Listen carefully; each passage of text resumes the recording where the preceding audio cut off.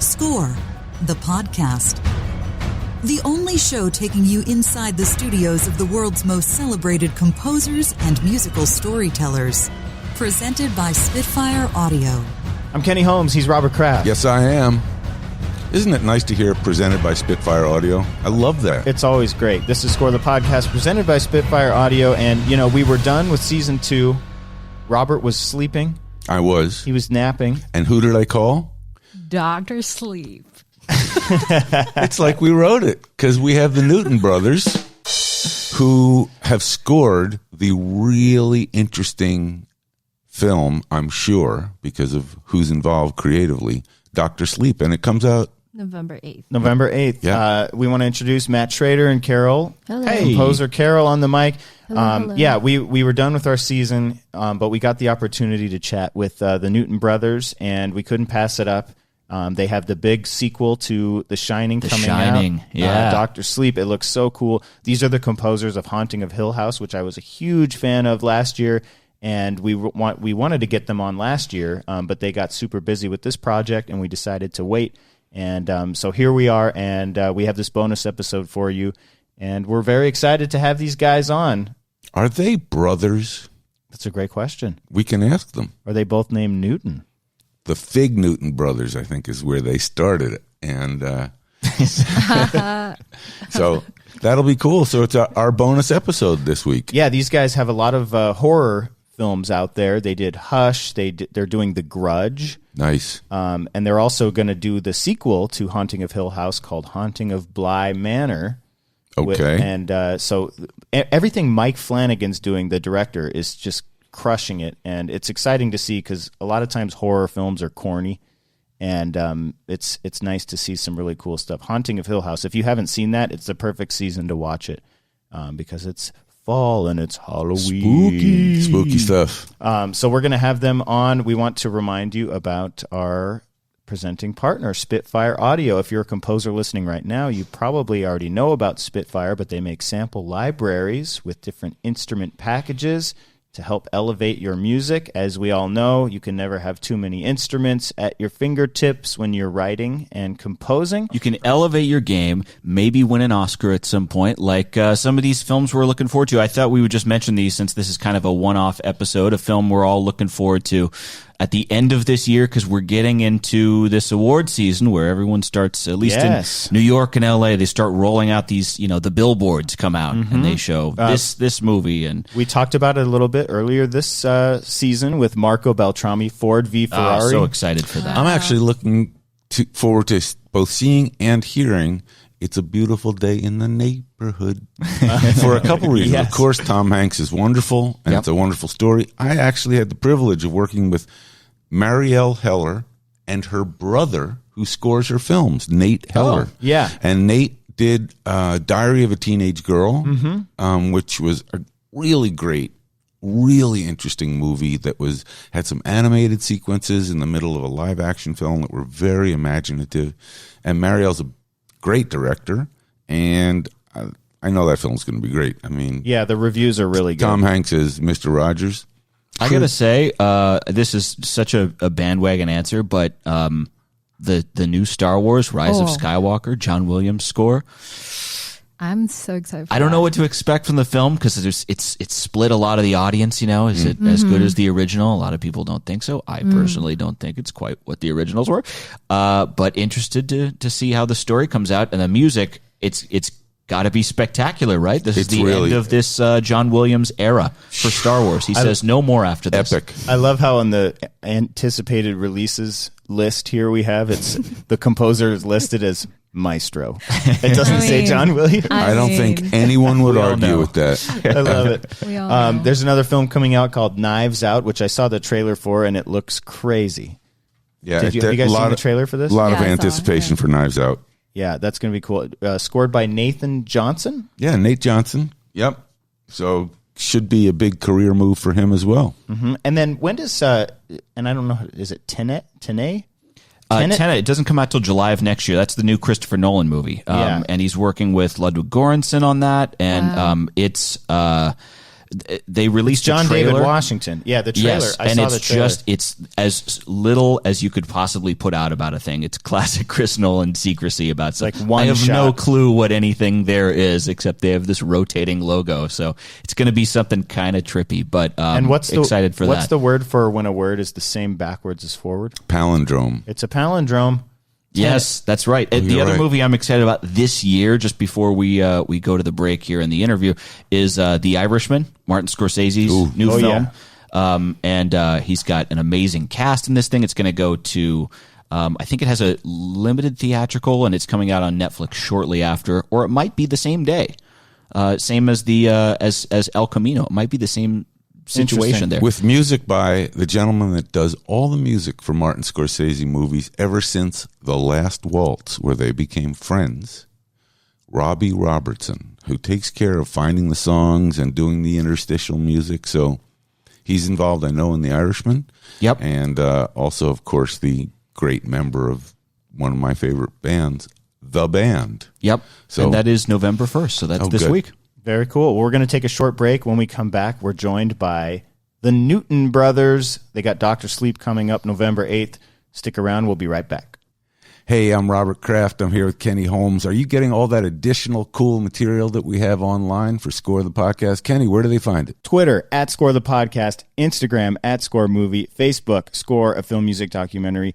If you're not following, you're missing out. We have behind-the-scenes videos, and we do giveaways. And sometimes we retweet Jordan Bieber. 2 words for you. Jordan Bieber. Oh, Jordan Bieber's there. BTS behind the scenes. Go check us out.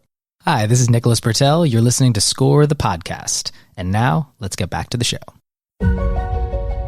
Welcome back to Score the Podcast, presented by Spitfire Audio. We're here inside the red room, which we changed the color of the lights a little bit for the camera so we can capture it. But we're here with our guests today, the Newton Brothers. Thank you guys so much for coming on the show. It's so cool that we're with brothers. I mean, siblings rarely. Oh, wait. Oh, wait.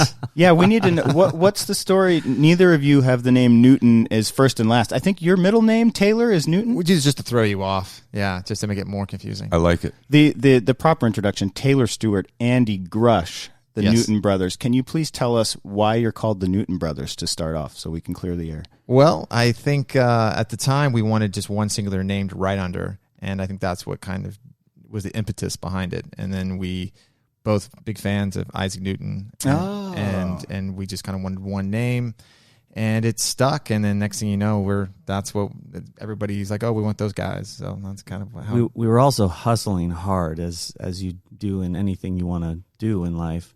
And we had side gigs, and a lot of times those side gigs don't want to know that you're not giving them 100% of your time. So that was a real early discussion we had. Like, if we come up with this name, it'll be real vague, and no one will know who we are. And so we did that, and it worked at first. Super smart. And also, the side gig thing is so important to acknowledge, because directors do not want to know that you were doing something other than 1,000% focus on their movie. Yeah, well, even more so when this actually started when we were both working with, I was working for another composer at the time. I was an assistant writing on different things, and he specifically just wanted me to be working on that. And who was that? I can't say. I don't want to throw him under the bus. The I Can't Say composer. We know him, by the way, very well. I'm sure we do. There are a lot of them. So let's talk about how, obviously now you guys are a duo and you Yep. have a bunch of big projects, and we'll get to all those, but you were separate musicians, and at some point you meshed, and we'd like to hear how that happened. I met Taylor through a mutual friend, and I was working on a film called Mothman Prophecies, and Taylor was producing an album, and we met through a mutual friend, and we were nerding out about synthesizers and outboard gear, and he had played me some of his tracks, and I thought, when you hear a song and you're like, oh, that has a thing, and the stuff that Taylor was writing had a thing. So I went over to his house, and you were living in Tahunga at the time, and we worked on his album for a month, and it was really fun. And then we just started working together more and more, and then we just made a conscious decision at some point, like, let's just start working together and see what happens. But you were working together purely in the audio realm of making records, or was this had film scoring sort of tipped in, or TV music? Well, I was getting into commercials, and I also worked for other composers at the time. I went through several different composers, and I ended up actually working at Hans Zimmer's camp for a bit. Who? Just it's one of those. Right. And First time we've heard that. First time, yeah. It's we got in there and snuck in there. And he was working on either Rules of Attraction or Mothman, or he'd just come off. Yeah, and so, both of those. Yeah, yeah. And I was a huge fan of what he was doing in those projects. And so the band and the electronic music kind of tipped its way into more of orchestral and film music, and I grew up with a lot of that as a background, so it was just a natural thing for us to get involved with, and we both kind of have the same taste and likes. I feel that we even discovered more over as time progresses. I think I'm sorry, Andy. No. One of the most curious aspects of being a duo, and I'm sure you've been asked this before, so many directors are very specific about having a personality, having a point of view from one artist who's going to be their go-to on a movie, not acknowledging, as we know in 2020, either one. What year is it? That there's this personality at the head of the class, but there's a whole tribe, a village behind it. So it's never really just, hey, it's my pencil and staff paper creating your score. But it always has been unorthodox when it's a team, and you guys have successfully threaded that needle. But at the beginning, was there anybody who said, I just want the one composer point of view? It's interesting because, especially with film music, I know at a certain point in my life, I was very dedicated to wanting to score films. And with film scoring, you are just one of the members of the team, basically. And that's what I liked about it. I grew up playing ice hockey and soccer, and I loved the team aspect of anything, and if everyone's operating at a very high level, you achieve something that you can't achieve on your own. And I still believe that. I still think that something happens when you collaborate on anything. And I feel like every project we work on, we learn that over and over again. It's like you go in with an idea, a director, producers will come to you. We have this idea, we have a vision, we want to scare people. Okay, let's start there. Okay, great. But then as you start getting into what does that mean, it doesn't mean the music is scary. It depends on what's happening in the scene, what's happening with the overall arc. Where does music or sound, like the door, where do those things fit in to achieve the end goal, as opposed to this is my song, it's awesome, or these are my chords and they're so great, And I think that's a big lesson that we learn over and over every time. It's and sometimes to the extent where everyone will agree, this is great, this track works great, the cue works great, wow, we love it. And you get to the dub stage and it's let's try muting it. And they mute it and it's it's actually better without it. But we needed to record Love that. 85 players yeah. and to figure that out. And I just want to say, you mentioned the door. They have the creakiest door, which is so fitting for what you guys do. We walk in, not it's intentional. Not intentional. That's a producer's ear over there to pick that Very out, good Robert. impression. That's very strong. I think I'm actually sensitive to it because I know how you use sound, and we should talk about that. I actually probably would have heard it and maybe walked past it, but coming into the studio, I realized here are composers who use the world of sound. Absolutely. And actually, we talked about it a little before. Do you ever get mistaken for sound designers who are creating scores? It's something we've talked about before. I think there's a very fine line. Clearly, you're making music, but does anybody ever kind of say that's mostly just you've found a collection of samples and you're using that to score the film? I think again, it's the intention and what you're trying to do, and can you make use of sound design in a very musical way? You know what I mean? And I also think that those kind of comments usually come when the director's listening back and they're like, okay, what is sound and what is score? I want to take this out or add this or bring this up. That's usually when that comes up. Most of the time when it gets to record, I don't think we've had anything come that was so crazy where it's just like that sound. Maybe like one track or two tracks here and there, but for the most part, you know, we always try to use, again, sounds and designs in a musical way, and a lot of times with melody. You know what I mean? I think that's what we try to go for. But of course, it doesn't always work out that way. Sometimes the creatives have a very specific idea, and they really want just like some weird you know. Well, I rewatched last night, per Kenny's good advice, episode 6 of season 1, and was surprised that of Haunting of Hill House. Right, Haunting of Hill House, which you guys score, and the first 20 minutes are the sound of a storm. Yep. There's no score, and I'm going through it, and I'm thinking, was there no score in this episode? And then they're sitting on the floor in the living room, and you hear one low note, and I think, okay, that's the scariest low note I've ever heard, because it actually dramatically increases the tension in the scene. Sure. Under the thunder and lightning, you hear this, if I may be so bold, oh shit sound. Something is weird has just happened or is about to. And that's well, and it's interesting to point out too, in that first 20-something minutes, there's no cuts. No. It's one shot all the way through, which also makes it uncomfortable, because when you watch a show or a film, the cuts kind of lead you to certain things, but you're almost following these people around in a room, and it's like you're there. Yeah. And so without music, I mean, was that a conscious decision? Oh, yeah. Because it made you feel like you were there, and music might have taken you out of that moving around with the camera feel? Yeah, early on, even Mike had mentioned to us that was sort of what he wanted to do. He wanted to play the idea of the director, Mike Flanagan.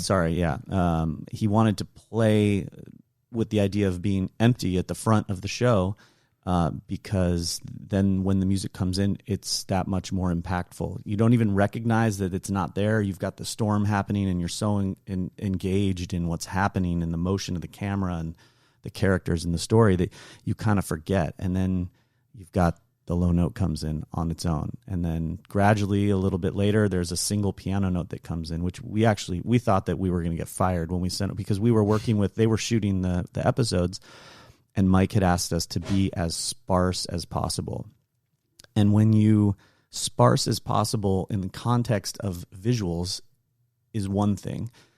Being sparse and sending a wave file to someone that's sparse is very uncomfortable. And it was a piano note and then pause 35 seconds and then the next piano note within a melody, so that you don't even know, that you can't understand you don't even hear the melody when it's spread out that much. But the idea is like the use of space, which I know you guys talk about a lot, which is awesome. Like the use of space and silence, is sort of even part of, adding chords in, when you're coming off of silence, has an impact different from that chord within the context of a chord structure. I think you've just articulated two huge aspects of being a composer. One is when in doubt, leave it out. In other words, what is the value of silence to a score? And in scary movies, often more than any other kind of movie, it's huge. It's huge. It's the scariest thing in the world, because there's this kind of impending something's going to happen. Yes. So that when you do choose to enter, the music means an incredible amount. Because you also said, I'm not sure people, know. I don't know if anybody would, unless you were really paying attention, know, that scene changed because the music entered. There's an audience, mostly, including me, who listens. Right. I don't know why I'm a little more scared and kind of restless in my seat right now, but I am. Right. Oh, I actually rolled it back to say, I just realized there's a low note. Yeah. Because I didn't know it had entered. I was engrossed in the drama. I'm watching the characters. Some little girl has disappeared, or she was holding somebody's hand and now she's gone. Yeah. And then I realized, wait, there's music. And I went back. The other thing you said, which I really love, is sending a wave file. There's a huge message in that, which is composers have to be really brave. Absolutely. And they don't get enough medals. When for you hit bravery. send, then you wait. You hit send, and the And response. talk about silence. Yeah, right. And the use of silence. And that's where two of us really come in. That's great because we'll bounce ideas back and forth and back and forth. Oh, that's great. Because a lot of times we even like writers, you'll find that they'll bounce ideas and story and dialogue off each other, and that's the same way we work. We'll have all these melodies and themes, and we'll maybe, I really like this, and well, I don't like this for this reason, and we discuss it and see how it fits, and so it's quite filtered before it hits the creatives, and that gives us a bit, I feel, of perspective, which I think sometimes composers think something is amazing, that they're so married to it, and sometimes they're a little blinded by that, and then when it arrives, it's not quite as great as it. And they also don't have another pair of ears. It helps. Yeah. I mean, it's a tangent, but Mark Snow once told the story of how he got the X-Files theme. Oh, He had tried and tried and tried and tried, and at one point put his DX7 on the stock whistle sound and was out of ideas. And his wife, That's amazing. very Carol, nice. how was my pitch on Penny, that's really nice. Wow. Thank his you. Brings his it back. wife walked in and said, "What is that?" He went, I was just Yeah. on the whistle sound." She goes, "That's kind of it." And he said the value of having another pair of ears in the hallway walking past at that moment changed his income, his future as a composer.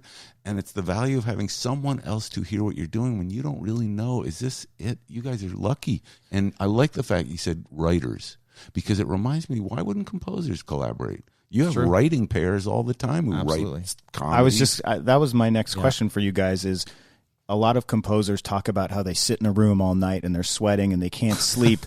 But like it seems like the ideal situation would be to have another person in that struggle with you that you can say, what about this? What about this? And sort of brainstorm. Yeah. And how does that help you, do you think, It's in the everything. overall? Because you used to work solo. Yeah, it helps. It helps tremendously, and I think early on when we get a film, we actually do something interesting, which is we'll sit down and we'll watch it with the director, and we'll get his ideas, and a lot of times there won't be temp; it'll just be dry. There'll be nothing. So it's just what he wants.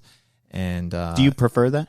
I actually prefer not to have temp personally. It's scarier but better. It's terrifying, actually. And the reason why is depending on the creative you're working with, they just get attached to it and they like it, and they come, and this is kind of what they think with. So you're having to then sell, get your piece, them to kind of think with, oh, this is the music for the project, whatever it may be. So it's I think there's good and there's bad to both sides of that. And real quick, temp, if someone's new to the show, is temporary music from something else put in the place of that. So you're hearing what the director or showrunner has an idea of what it wants to sound like, but it's not going to be what the music is. So sometimes that can spoil the party for a fresh approach. Yeah, it also tends to make things start to be a little bit of a copy because if you're wanting too much of that, and you hear it in scores. I don't want to name a bunch of scores, but there's lots that are they're kind of in this position where they have to get a certain distinct closeness to the temp, but if they get too close, then they're just kind of regurgitating what was there. So and getting sued. There's that side of it, but a lot of time it's not the composer too. It's the creatives are like, no, I really want, like, can we just do this? And so they're in the position to where, well, yes, I can, and there's a point. And so I think that struggle as far as temp music is definitely a reality. But you guys are able to then go to the drawing board. Maybe do you do it separately? Yeah. So what we do is we watch it. We do with the directors and the director and producer, and then we kind of don't really discuss it at all. We go separately and we just come up with our own individual ideas, and deliberately don't want to discuss anything, the characters, and then we bring it together early on, and then we pick out pieces and parts that we're liking or not liking, and sometimes it fills holes, and sometimes it takes things another direction that one of us we weren't even thinking about. Can you tell us more about that process? I'm curious, do you do that in different physical spaces, like you go to one room and you go to your studio, and how long before you then come together, and what's the process like of playing it back? Do you both kind of, okay, my turn. I'll play this. I'll play my idea for this scene, and okay, you've just done 3 in a row. Who scored it better? I think sometimes. And how do you not get attached? You have to be very adult about saying, you know what, I like yours a lot more than mine, which we do. Yeah, and it's a bit of it's a bit of a marriage when you're in that kind of situation. But I just articulated my fantasy of how it works. How does it work? The reality of it is, I'll play something, and if I think it's great and he doesn't, he'll be like, I don't think this is working because of this. You should try taking this out, do this. And we're both just don't have. There's zero ego. It's just like, yeah, try this, try that, because it's about the film. It's not about just the music. It's about the story. And it's interesting what we find when we do that process. The things that you don't think, like Taylor might think Scorpions and I think Iron Maiden, and then we come together and it's like, oh, well, we're kind of in the same world. Like, I like what you're doing here, but I'm gonna use these harmony guitars to do this thing, and you're not gonna use them so much, or whatever. That's a bad metaphor, but no, that's a good one, because I would think the harder one, and I thought this is where you were going, is Taylor likes Scorpions and you like Bach for that, or you like James Brown, and you say, wow. And I think the harder one would be if they both kind of work, because film music, we've all been through this. I've seen a lot of cues put up against picture that don't work, and then occasionally you say, I never thought that Thomas Newman B-side of a cue would work, but whew, that's kind of the vibe, isn't it? It lands perfectly sometimes, doesn't it? It's weird how it works. Like, it's almost, you can't expect it, and it's almost, I think that's what we try to give ourselves leeway at the front end of projects to kind of fail. Like, let's lean into it and see. We're going to come up with 25 ideas and 24.5 of them are going to suck, and then, or not, but let's see what we find. And sometimes it's the thing you find in there. Like, I don't know why, but like the cellos work really well here with this, but only because through the process. And it's kind of just goes back to like band practice when we were in bands in high school, and you're dicking around and Joe plays a weird thing on his bass, and you're like, "What's that?" And it's the Sweet Emotion bass lift or bass riff, something. Not like. Oh, it's the listening back to anything you've recorded, and there's an error, and somebody's played a minor seventh where it should be a major seventh, and you think that's really interesting. Leave it in. I mentioned Thomas Newman. I realized because in the conversation about temp, how many scores I would come onto the stage and whisper to the composer. That's American Beauty, so straight up. Yeah, we gotta. And thankfully, every composer would turn around with a kind of look of panic, of course, and the blood draining out. Oh, I bet. I said, I know that was the temp, and you kind of nailed it, but you kind of nailed it like on the money. So too much. Why don't we take a 10 and let's go think about a way we can flip it sideways or slow it down, or take the piano out and have it played on a tambourine. Right. So, Andy, you used an example of 2 bands just now, Iron Maiden and Scorpions. What is your background with music between the two of you? Were you guys rockers, or do you have an orchestral background? I was a classical. At 4 years old, I started classical piano lessons and got really into it. And where? In Pasadena. I was doing the Suzuki method in Pasadena. And that involved recitals and like dressing up, and it was great. Actually, it was a great beginning for me.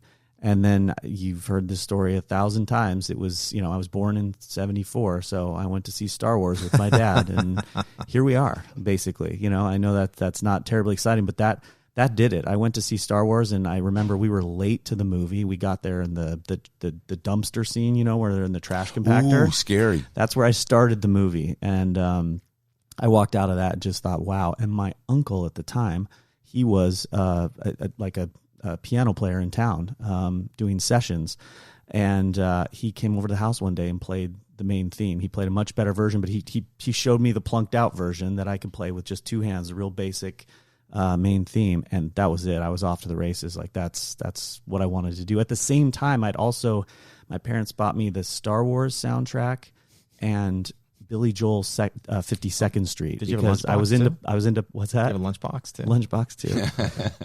I was really into pop songs at the time, and that anything from the Beatles to Phil Collins, to anything that was on the radio I loved, and to be able to sit down at the piano and play it. And to my piano teacher's credit, at recitals, she used to tell me, we'd set up and you'd have to like, this is what I'm playing Chopin today, like this is the blah, blah, blah, and there would be an itinerary.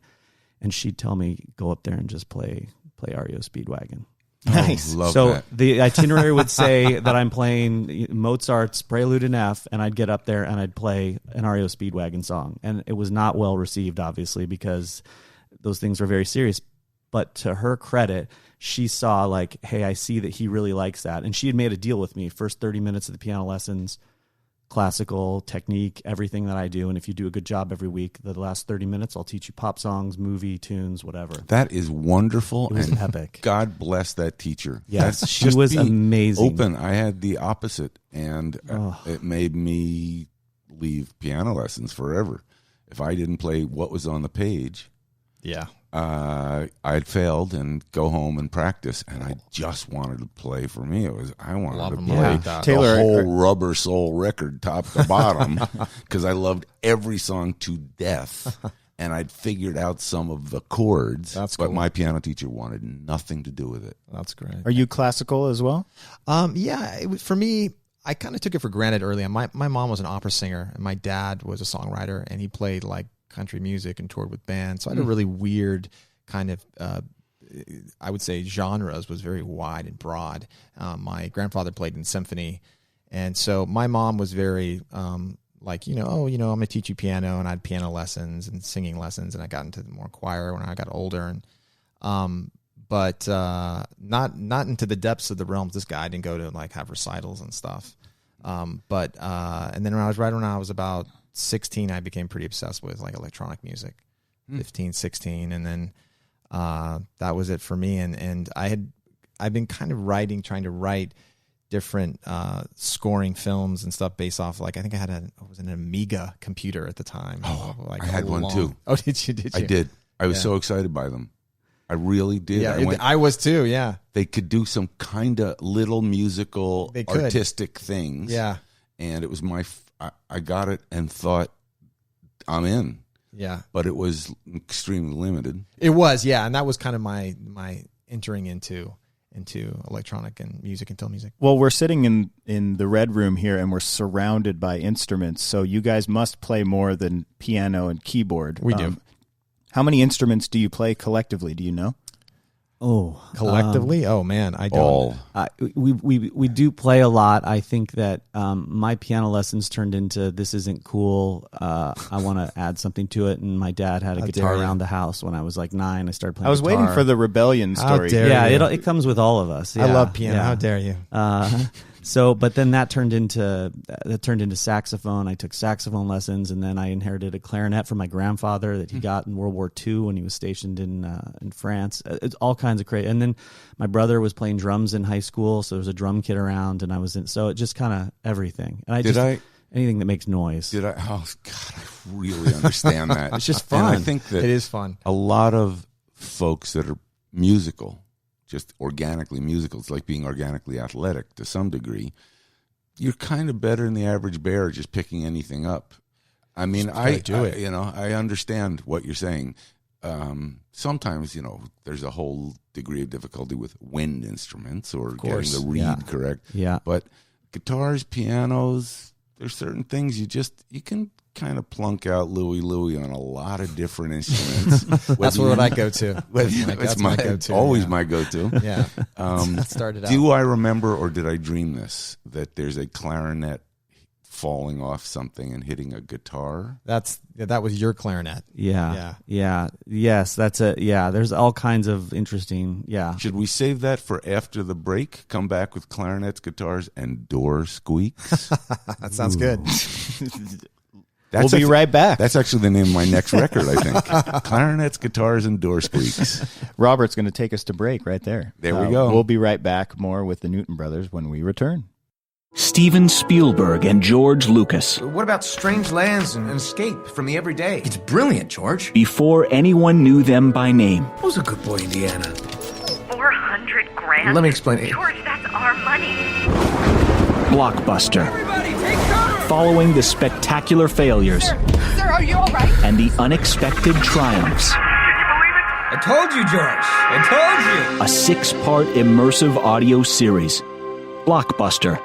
Experience the entire 6-part series ad-free on Apple Podcast, Spotify, and all other platforms. Hey, this is Michael Abels. You're listening to Score, the podcast. Now back to the show.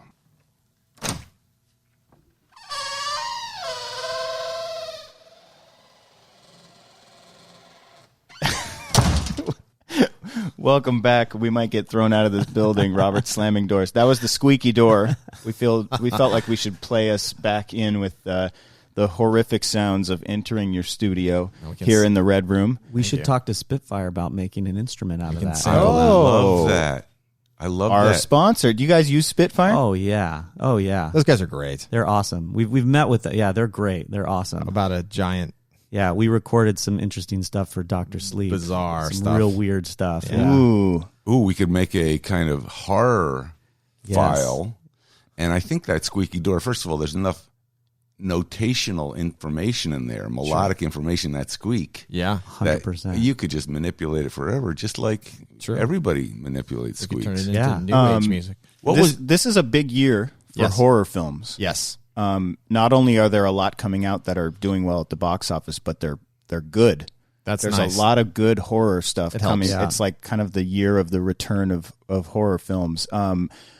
What made you guys kind of move into that genre? Was it just your success with Oculus and kind of spiraling out from that, or did you decide like we want to do horror? When did that start? It wasn't a conscious decision to be like, let's do horror. I think for us, we just love incredible stories and storytellers. And I think, we had done a movie before that actually called Detachment with Tony Kaye and Adrian Brody. And it was just a very incredible story, super emotional. And we were just doing all kinds of genres. And I think just what happened was Oculus just happened to get a lot of wide exposure because Mike Flanagan's an incredible storyteller, and a lot of eyes got on it. And as you know, when people see something, it kind of just that gets exposure and it kind of blows up from there. So that led us into working with Mike, and Mike is just he just knows this genre so well and storytelling in general that it allowed us to kind of stretch and expand in that area and grow with him. And I think that that's kind of how that started and began. I think that making an alliance with the director for composers is as valuable as anything. Absolutely. It's better than... You found your match. Yeah. You find a director that trusts you and you understand, and there's a shorthand. It's clearly a great shortcut. And so just out of curiosity, did Mike find you? Did you find Mike? We actually, I believe a music supervisor basically suggested us, and there's a couple other guys in the mix too. So we went in and just met with Mike and Trevor Macy, the producer, and we love what we saw, and it was an incredible film, and we just got along really well, and it just kind of connected quickly, and then they just hired us, and then from there, we just started writing, and it just worked really quite well. We had an epiphany the other night. We were over at Mike's house, and we were going through his vinyl collection. Oh, that was amazing. And it dawned on us, and I can't believe it's taken us however many years to figure this out. We have exactly the same taste in music, bands, scores, movies. It's just like, oh yeah, yep, that one. Oh yeah, yeah, I have this. Yep. You're like, yep. Is this my basket? Or yeah, it was really funny. It was, yeah, it was like that, yeah. And so, we just not to say that working on a movie that he does is just like, oh, it's a breeze of doing, because it's definitely, we try to always do new things and challenge ourselves and expand and but yeah, he's an incredible collaborator. We're very lucky. Well, and he's an editor.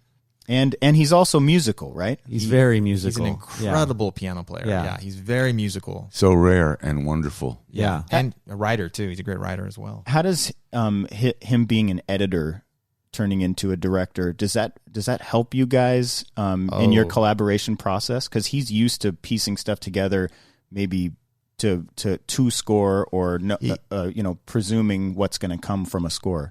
I'm sure you've run into artists, and I'm sure even composers. I mean, I know that I do it. I know Andy does it sometimes.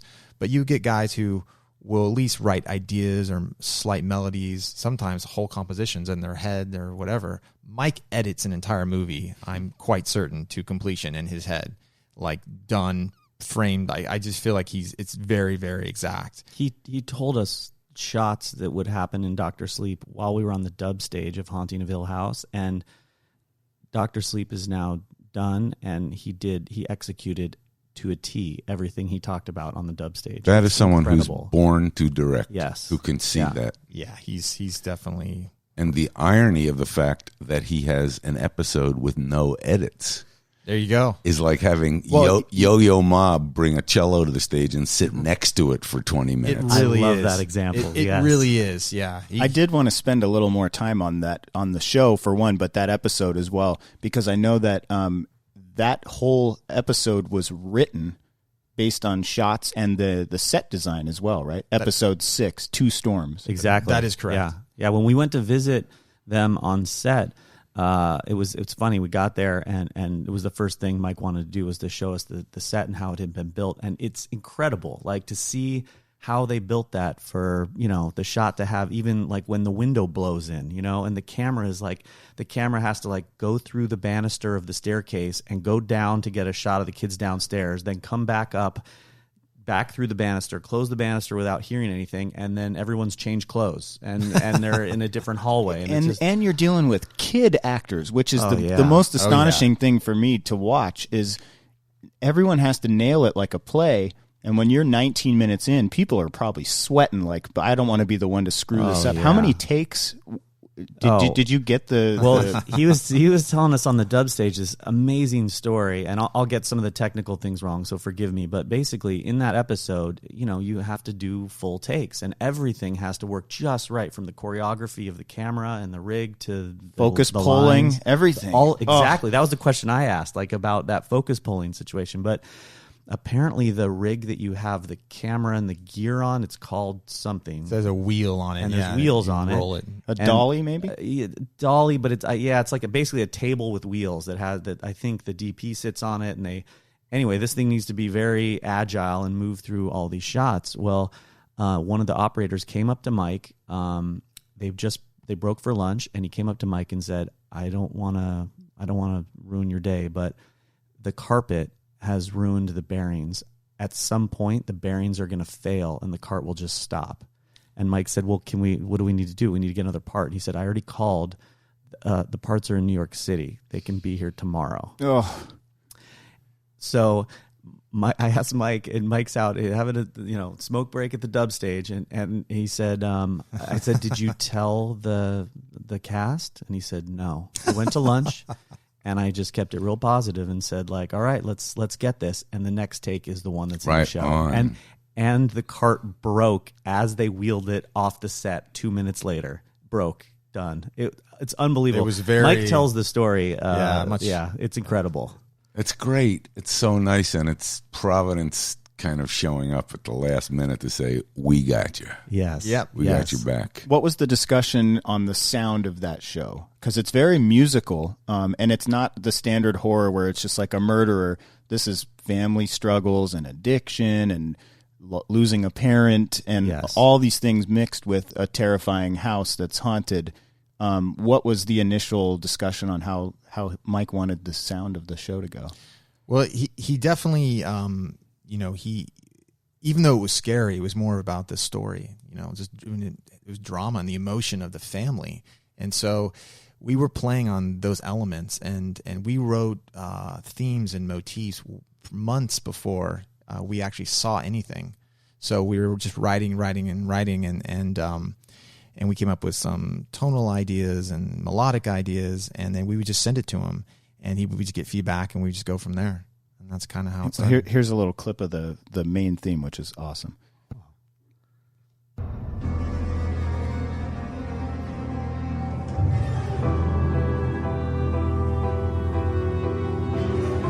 The thing I love too about shows nowadays is the main title graphics that are paired up with the theme, the open of this show is so awesome. They did a great job. They really did, yeah. And that was created after your theme? It was, yeah. Yeah, they were kind of conforming. We were going back and forth, but we wrote the piece first, yeah. It's a funny story. I like to hear what the melody is, but I love those 7 hits represent the 7 family members. We were just trying to find super nerdy stuff to like. Oh, that's deep. And then this last chord gets into sanity. That chord goes to the E flat as the high note, and this one repeats the same motif but goes to a different note at the end, just to like push across the idea that it's not the same, like, because the idea was, the idea in part of the novel was about sanity and insanity, and that is so rare to have composers walk you through the harmonic reasons. That is, first of all, as a musician, I love what you just said, because I heard the different, certainly musical changes that you described, but had no idea. First of all, I didn't know it was 7. Let's hear it again. 2, 3, 4, 5, 6, 7. I thought it was kind of a triplet feel that's in the exactly. middle, but I didn't think of it as 7. That's so cool. It's triplets that end with the downbeat of the 1 to get the 7 in. And I just thought that was kind of a hip hop vibe to go doom doom doom gong gong gong, kind of Skrillex meets. There's that too. Yeah. That was the other. But the 2 notes that are different at the end to hear the intellectual and narrative reason. Well, it's you super make nerdy. Those changes. It's super nerdy, but it's 2 things. It's both spot on for the story, but also, as we know, artists, writers, composers, you look for anything to give you an idea. Absolutely. Because otherwise you're just going to sit there saying, what do I do next? Which note? Well, what if I made the notes different because the story says, let me try it, and it works so well. And now I really love the ending. And it also gives you stories to tell on Score the Podcast. Oh, absolutely. Well, and there's also that's what we were hoping for. We've talked with Mike a lot about this. Like the number 3 in storytelling is real interesting, right? You've got 3 acts. Even in life, you've got 3 acts in your own life. Middle 3. 3 is an interesting number. There's the beginning, the middle, and the end, as my friend Lisa Siegel has said so many times. Yeah. But like the beginning, middle, and end is such a like pivotal thing that played into the melody at the beginning. We'd sort of talked about like and da na na, 3 notes. Let's repeat the same 3 notes again. Da na na, and then we break off from there to move into the 3rd act, which takes you off to the dark place. Again, this is really nerdy stuff. I love it. Super dumb, super but, nerdy. I say the editorial we like the inside baseball of all this, because it's really one of the joys of film composing is that you're not sitting at a piano in your dark room or sitting at the end of a bed with a guitar just trying to figure out what you're going to write about. Right. I'm going to write a love song for Patty. Okay, what kind of song should it be? I don't know. Here you have a real reason to write, which is the story, but then what aspects of that story can you incorporate in the music? I mean, this is obvious, but I love hearing each composer's point of view on how they make the decisions. Oh, everyone has such interesting. Yeah, it's great. Always fun how to get there. So you talk about the beginning, middle, and end, and the show Haunting of Hill House. No spoilers. You've had plenty of time. Go watch it. You're wasting your time. We're getting into Halloween season. It's perfect timing to watch it. The show ends with a song. Yep. Yes. Instead of score. And Yes. I'm curious what the discussion was on that, and were you supportive of that? Did you want to go score, or was this a Mike Flanagan, was something in his heart that wanted him to do it? It's really funny. Yeah. All 3. What's really funny about just sort of the collaboration factor is that Gregory Alan Isikoff, an incredible songwriter, my sister had turned me on to him many years ago. And so my sister and I always go see him play when he's in LA. He's wonderful. Mike and I started talking about him. Mike was turned on to him by someone else too, and we really nerded out about him one night. We were at producer Trevor Macy's house, and we went down this rabbit hole just talking about all his songs and the lyrics and the blah, blah, blah, blah. It came time to go home, and I was the driver that night, so I drove us all home. And Mike and I, much to the demise of the everyone with us, sitting in the back of the seat, at the back of the car, everyone was falling asleep, and Mike and I are in the front seat cranking Gregory Alan Isikoff, and And so when it came up, he said, "I'm going to use this song at the end of the show." It was a yes, yes, yes, yes, yes. And so that's so nice. You didn't say, "Wait a minute, dude. We got to have an end title here." No, we did get to segue. It was real nice. We thought we'd try to segue out of the song when it wrapped into score, the credits into score that was different from the entire show. So guitars, bass, all of that. So we did a version of it, and he enjoyed it, and then they had to pass it by the artist, and Gregory was okay with it. So it all worked out great. Yeah. So nice. Needless to say, you have backstage passes to Gregory's concerts now, and you go. I don't know about that. I don't know about that. I would hope so. Green room.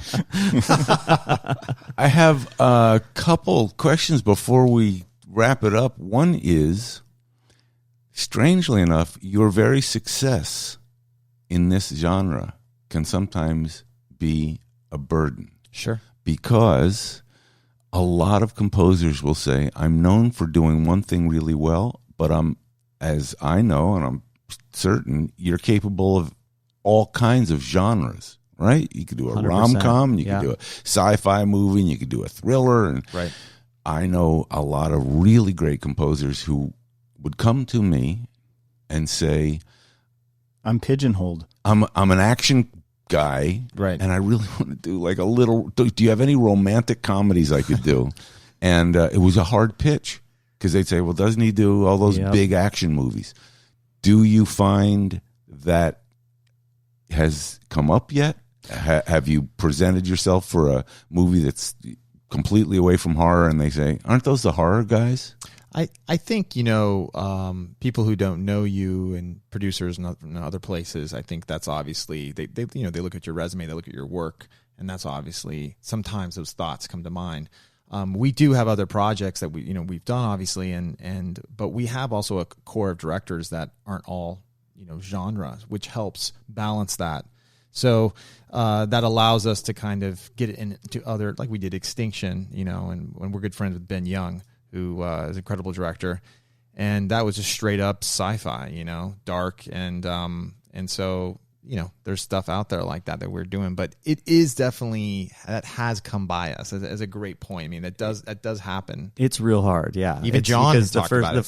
The first meeting you take with someone on a show that's not a horror, there's always like the really, you guys are pretty dark, But then if you really listen to Haunting of Hill House, it's a lot of piano. I've been joking with. It's a drama. We've been working at Warner Brothers a lot recently, so we've been joking with all of the execs there, like, remember us for Legends of the Fall 2 or nice. The Notebook 2, or I keep saying it just so that it's almost become a joke. Like, some of them will say, like, the Notebook's not here today, Andy, and I'll be like, just keep us in mind. And they would walk in on the scoring session, like right in the middle of like a super intense cue, and I'd be like, this is the romance theme, guys, so just sit down, like, nice. enjoy. Well, Hill House is super orchestral, though. There are some really like sentimental parts of the score, for sure. And if you isolate those, I mean, that's the Notebook right there. Yes. But I also understand.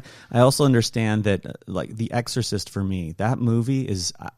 I can't watch it. I mean, I can't watch it again. I'm sure I'll watch it again. I've watched it probably 3 times in my life. It terrifies me. Me too.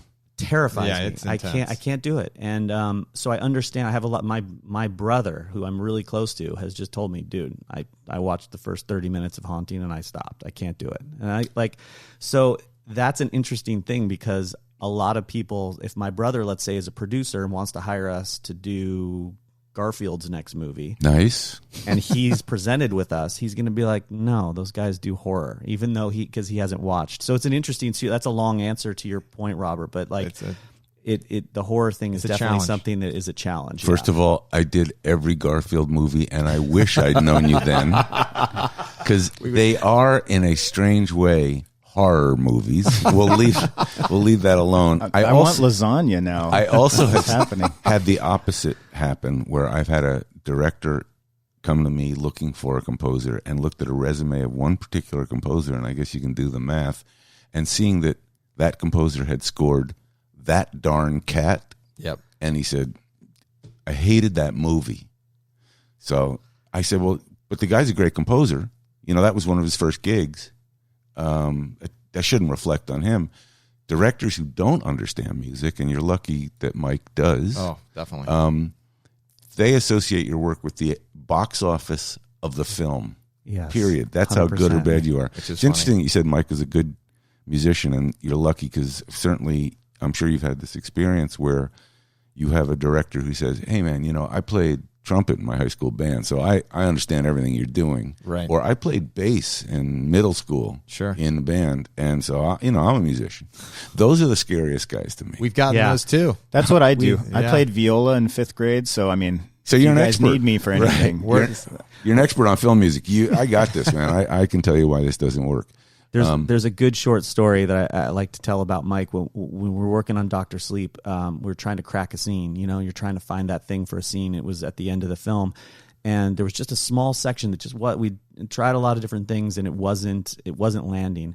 And Mike said, I really need you to get this tomorrow. We're going to do like a short playback at the studio. You got to land this tonight. I need to feel this way in the morning. And this was at like 4:30. He calls the studio, tells us this.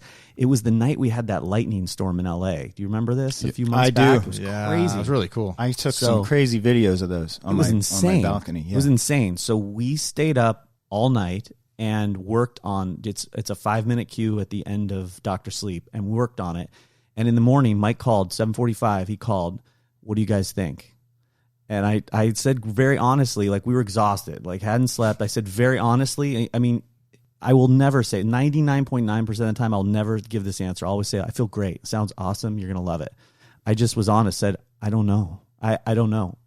Love that. I went all night and I don't know. And so we sent it to him, and he got back and said, it's grand slam. That's exactly it. So we nailed it. But previously in the conversation when he called me at 4 p.m., he cracked it and said, what key are you in? I said, we're in E flat. He said, don't be afraid of the A flat. 4-chord. With the 4-chord, which like another nerdy thing, like a 4-chord in scoring, it does a thing you got to be careful of. Like you got to stay away from it, because if you land on that 4-chord, it's like, it could get melodramatic real quick in not a positive way. So like we'll stay away from that. We were staying away from that in this film, and I had stayed away from it in this cue, and Mike said, go for it. Like, that's just awesome. That cracked the whole thing. You might have just saved someone's reputation in my esteem, because I actually had a producer of a really big film stand next to me on the scoring stage and say occasionally, in a way that I would just scratch my head, why don't you go to the 4?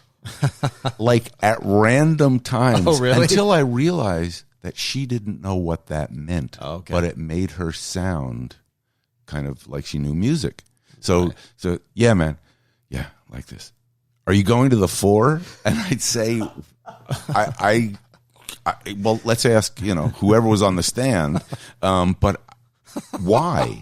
It's random. Yeah. But when you're saying Mike said that, either he knows that producer and knows that produces some kind of effect on a composer, or going to the A flat. My question is, did you keep the E flat as a pedal when you went to the A flat, or did you actually move the bass? I did this. I kept the C. I was doing it in C with the C minor, so I kept the C as the pedal and went to the A flat. Yeah, good question. When I played viola in 5th grade, I did the same thing, so I totally get it.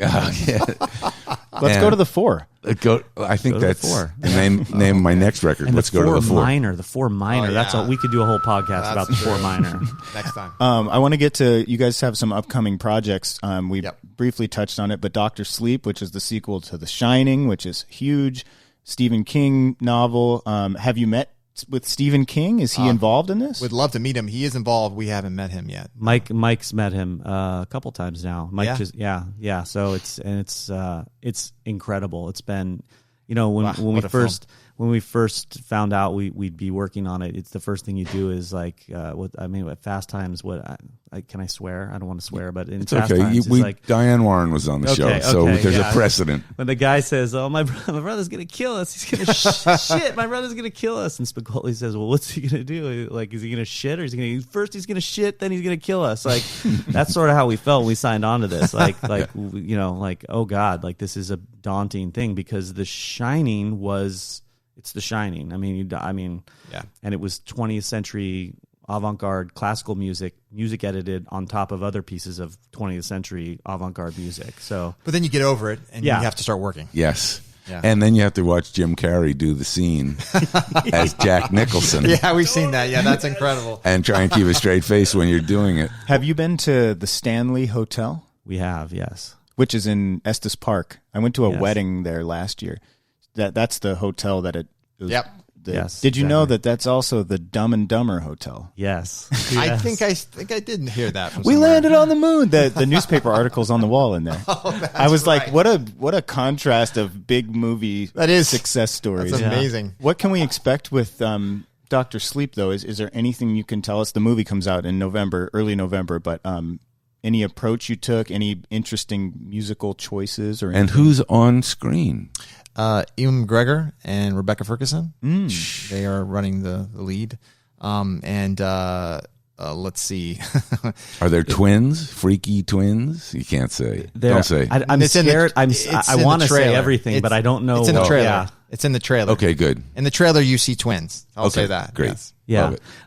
Yeah, but we dove into a lot of things. Getting into 12-tone music is real weird when you get into films because it doesn't land real well sometimes, But And the emotional what does that content. mean? I'm not sorry. It's the idea that you've got a chord series is 8 notes basically, and in 12-tone music you've got all 12 of the from In the early 20th century, all the way up. Arnold Schoenberg decided to remove any emotional content from the Western approach to harmony, where we were reading into the relationships of chords.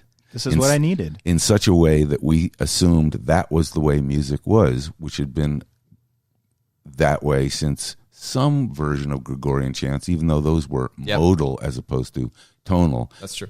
Schoenberg decided, with a little help from a couple other guys, I think Wojciech was an opera that was written in 12-tone. Somebody will write me a note saying it actually wasn't. But which is Berg. But Schoenberg decided that instead of having these tonal relationships, he would take each 12 tones of the scale and have them represent equal weight. How'd I do? That's perfect. That's actually perfect. You forgot one part, though. Perfect. There's 12 tones and 2 words. 2 words for you. Jordan Bieber. Exactly right. So Jordan Bieber actually records only 12-tone pop songs. It's something people don't know. I gotta do it for you guys because I know you've tagged us several times. Do it. Please do it. Please Sounds do it. like 5 pounds of cheese. Yes. And that's what sometimes 12-tone music can sound like. 5 pounds of cheese. So I think after all the kind of nonsense, are you writing a 12-tone? Are you writing a 12-tone score?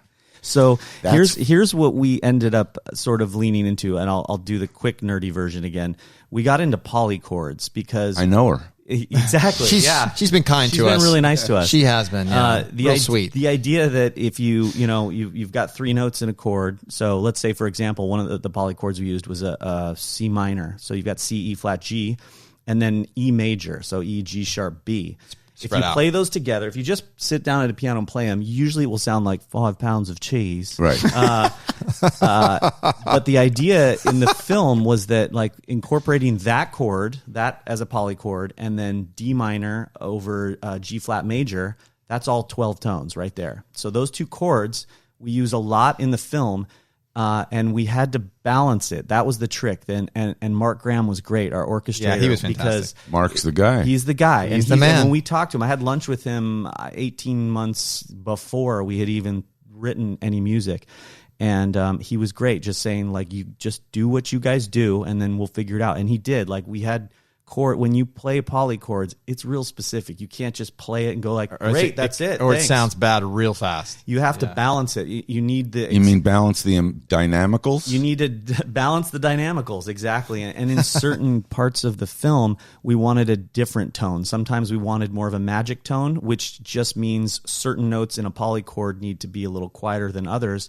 So Mark was great in helping us design the orchestra setup in a way where at no time is everyone playing. We had sections spread out in the room at Warner's so that violins. Yeah, we did more of a like Stravinsky setup. We even like split the tubas and had everybody more playing as a band, more European, so that it sounded off, because that's what the film sort of needs. I love this. Did you hear that? That's a spoiler. The film is off. I love this. Scary. There's no amount of this kind of information that I don't enjoy learning.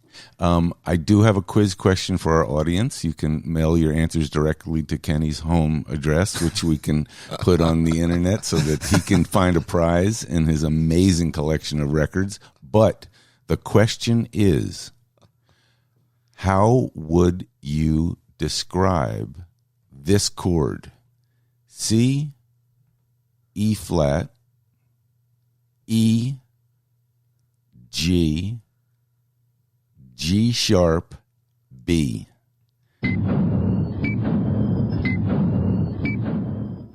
That is the polychord that Andy described. That was your countdown clock for the answer. And it's some kind of C minus twice diminished rubilation retro encabulator. And I'm not sure. Damn, this is a beautiful melody.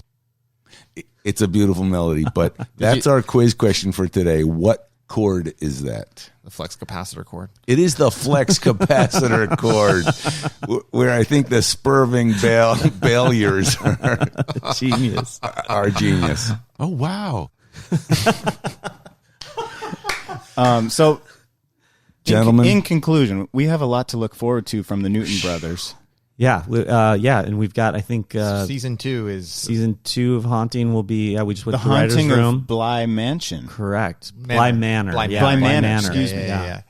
And this is, we were talking about this a little bit before we started recording, but this is going to take the American Horror Story kind of approach where it's not a sequel or a continuation of the first story. This is a whole new clean slate. Correct. That is great. Yeah. The only thing that's the same is the word haunting.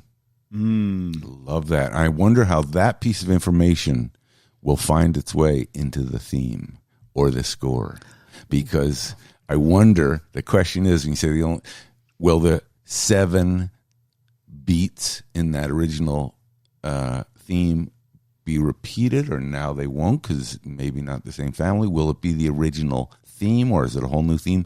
These are questions you're going to have to stay tuned to hear the answers. And I think what we have for you is a big thank you and a round of applause for the Neutron Brothers. Thank you guys. And you guys are heading into a new studio. Yes. Yeah. I'm up at Debney's building. He and Lola were nice enough to invite me. Nice to work there. Good. Yep. And we have another place we're building in Glendale, so Glendale Hills. Very cool. It'll be Red Room. Red Room 2? Red Rum 2? What's Red Rum. Going off the Dr. Sleep. Red Rum. On that note, no pun intended, we want to thank you guys for coming on the show, the Newton brothers, for inviting us into the Red Room. Thank you guys. Thank you for having us, guys. Appreciate really. you guys. Yeah, we love what you guys. We love the show. We're film scoring nerds, so we love the what you guys do. You guys make us laugh all the time. Thank you very much. And this has been Score the Podcast, presented by Spitfire Audio. Stick around after the closing music for an example of how Spitfire can elevate your music. Boom. And a reminder to our listeners to rate and review on Apple Podcasts or wherever you get your podcasts, and follow us on Twitter at Score the Podcast, Instagram at Score Movie. Robert. Kraft is my name, Robert Kraft, and I'm here and happy to be here with the Newton, with the Fig Newton brothers. Oh, no, they probably ate that. No, that's great.